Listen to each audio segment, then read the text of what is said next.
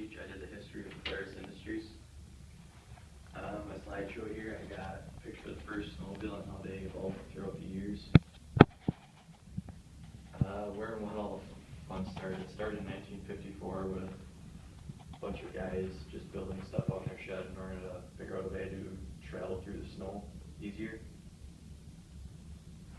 First couple of years they made snowmobiles. They were made with steering wheels actually instead of handlebars. In 1985 they introduced their first four-wheeler. It was a 250cc Trail Boss. Four-wheeler gained more and more popularity over the years, and I got a picture of what the four-wheelers look like now on the slideshow along with the first one. After the four-wheeler, many years after, probably about 10 to 11 years after that, they introduced a side-by-side called the Polaris Ranger.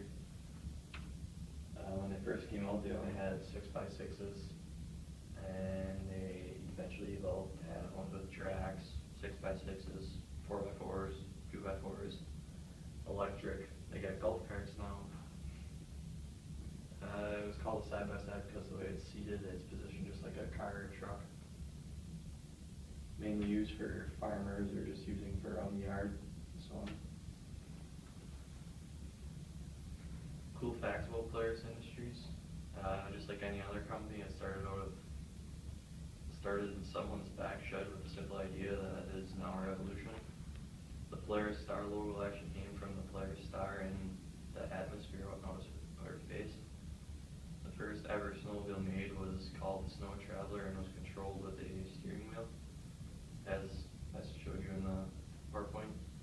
Since the first years of Polaris, there have been many improvements, such as many different models and sizes of models you can get. There's now a side-by-side called Polaris Razor. It's for trail and sport riding instead of just utility like the Ranger. I got a picture of the first year one, and then now what they look like, the Razor 1000. The Ranger goes up to 900cc and the Razor is up to 1000cc. It's a big step up compared to a 500 and an 800 and a 250 four-wheeler when they first started up, all the way up to an 850. I'm going to conclude my speech with hopes that you learn something about the company and maybe it'll give you an idea for something in the future on what to do if you're bored as far as building something.